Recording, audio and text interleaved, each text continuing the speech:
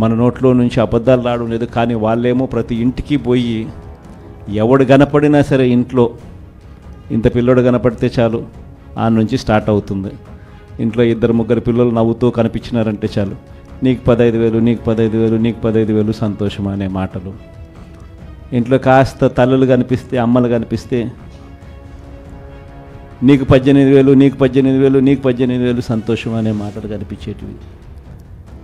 కాస్త పెద్ద వయసులో ఉన్న ఆ ఇంట్లో ఉన్న ఆ తల్లుల అమ్మలు కానీ ఆ తల్లుల అత్తలు కానీ కనిపిస్తే 50 ఏళ్ళు దాటిన ఆ అమ్మలు కనిపిస్తే వాళ్లకు నీకు 48,000, నీకు 48,000, నీకు 45,000 అని చెప్పేవాళ్ళం. రాజకీయ నాయకులు చేస్తున్న మంచి పనులను తప్పులను వారికి ఎలా చెప్పాలో తెలియడం లేదా? అయితే వెంటనే డిస్క్రిప్షన్ లో ఇచ్చిన పొలిటికల్ వారధి వెబ్సైట్ లో లాగిన్ అయ్యి స్టార్ రేటింగ్ ఇవ్వడంతో పాటు రివ్యూ రూపంలో మీ అభిప్రాయాలను తెలియజేయండి. మీ లీడర్ కి మీరు ఇచ్చే ప్రతి రివ్యూ ఒక ఓటుతో సమానం మరియు వారి గెలుపుకు పునాది. ఆ ఇంట్లో నుంచి ఉద్యోగం ఎత్తుకే వయసులో ఉన్న పిల్లోడు ఎవడన్నా కనిపిస్తే, ఒక 20 ఏళ్ళ పిల్లోడు ఎవడన్నా కనిపిస్తే నీకు 36,000, నీకు 36,000, నీకు 36,000 అని చెప్పి, ఆ ఇంట్లో నుంచి రైతు బయటకు వస్తే నీకు 20,000, నీకు 20,000, నీకు 20,000 అని చెప్పే పరిస్థితి. నిజంగా ప్రతి ఇంటికి వెళ్ళి ఈ మాదిరిగా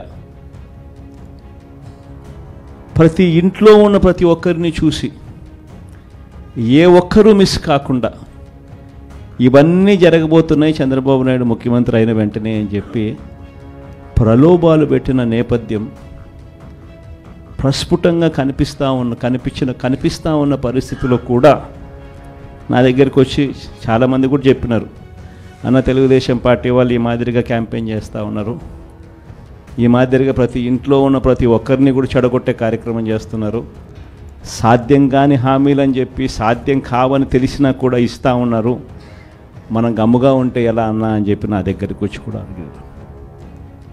కానీ అబద్ధాలు ఆడడం మన చేత కాదు. నాని ఎప్పుడప్పుడు అంటాడు, నాకున్న సమస్య లేదంటే, అన్న నీతో ఒక సమస్య ఉందని అంటాడు. ఏం సమస్య లేదంటే అతి నిజాయితీతనం, అతి మంచితనం, ఈ రెండు మనకున్న సమస్యలు అని చెప్పి. కానీ ఈ అతి నిజాయితీతనం, అతి మంచితనమే రేపొద్దున మళ్ళీ మనల్ని అధికారంలోకి తీసుకొచ్చేటివి కూడా ఇవే. ఎందుకనంటే జగన్ ఇవన్నీ చేయగలిగాడు కదా, చంద్రబాబు నాయుడు దీనికన్నా ఓ 2-3 ఇంతలు ఎక్కువ చెప్తున్నాడు అంతే కదా, అందులో చంద్రబాబు నాయుడు మోడీతో కలిసి వస్తున్నాడు కదా, ఏమో చేయగలుగుతాడేమోలే అన్న ఒక చిన్న ఆశకు తావు బహుశా మన పాలనలో మనం ఇంత బటన్లు చక్కగా నొక్కాం కాబట్టి బహుశా ఆశ కూడా ప్రజలకు కలిగింది.